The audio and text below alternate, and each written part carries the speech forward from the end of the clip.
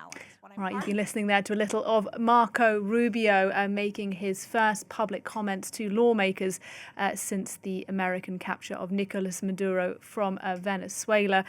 Marco Rubio there offering up a rather robust defense of the seizure of Maduro, saying the United States had made multiple attempts to get him to leave the country voluntarily. With me now, Angela Diffley, our foreign editor, who is listening live to that. Angela, just on Rubio's initial statement, first of all, before we get to some of those questions, what struck you about the argument that he was basically making? Yeah, he was challenged on the sort of end game of this and the US dollars being spent on this operation in Venezuela. And he's kind of helped by the fact that they never said we're going in to make Venezuela a better place. They originally framed this as we are aiding law enforcement. This is a man that is wanted by US law enforcement for drug trafficking. He is not proving willing to do any kind of deal with us. Therefore, we will capture him. Nobody will regret his disappearance. He's been involved in torture. He's crashed the economy. He is corrupt. He stole the election. All of those things are agreed by everybody. And so in terms of justifying the end game, he is significantly helped by that. And then he talked about aligning US interests because what this is about is it matching US interests. And Donald Trump has been really open. He just said this is about controlling Venezuelan oil at one point. US oil companies, unfortunately for Trump, initially seemed very reluctant to show any interest after he ousted Maduro in Venezuelan oil. I'm not quite sure where we are on that.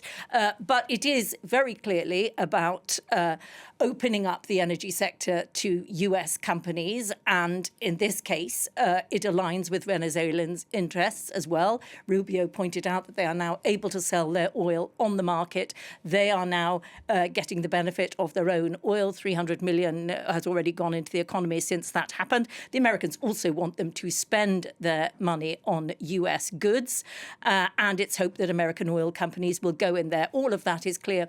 He has also let it be known, Rubio, that the United States does not rule out a further intervention. We can almost expect that. They say that about everything nowadays. It's all part of the ambiguity strategy. It can be very effective, and they've done it once, so they might well do it again. That looms as a threat over Rodriguez, who is now in power. That said, there is a limit to how much the United States can influence what happens in Venezuela without putting boots on the ground. They are not going to do that. And in a sense, they never said they would. It is not their responsibility to control what happens in Venezuela. And look, Marco Rubio was asked a number of questions by the ranking Democrat on the committee, Senator Shaheen, and she was challenging Rubio on Delcy Rodriguez, who you mentioned, who's now effectively in charge of Venezuela. And Shaheen saying, well, look, actually, the regime is still in place, isn't it? If Rodriguez is there, but Maduro's gone. Yeah, Rubio has let it be known, and Trump as well, that they're doing what we say. They're under our thumb. And she is treading this very fine line of clearly fearing that she might be removed next if she doesn't more or less line herself up with US interests. But also, she cannot be seen within Venezuela, where much of the apparatus is still controlled by the old regime, as being just a mere puppet of Washington. Some things have changed. 266 political prisoners have been released with conditions, but that is significant. That said, many more still remain in prison. Also, we still have in exile Maria Machado, who is still in exile, and the Interior Minister, who was very much a hardliner, is still in place, and much of the senior leadership of the army, very significantly, is still in place. So much of that still has to be done. Also, in terms of any transition to any democracy, there is no free press yet. The Supreme Court has not been in any way overhauled. The electoral authorities who certified the stolen election, they are still in place as well. So there is an awful lot that still needs to be done. to get anywhere near, as Rubio said, being in a situation to hold elections.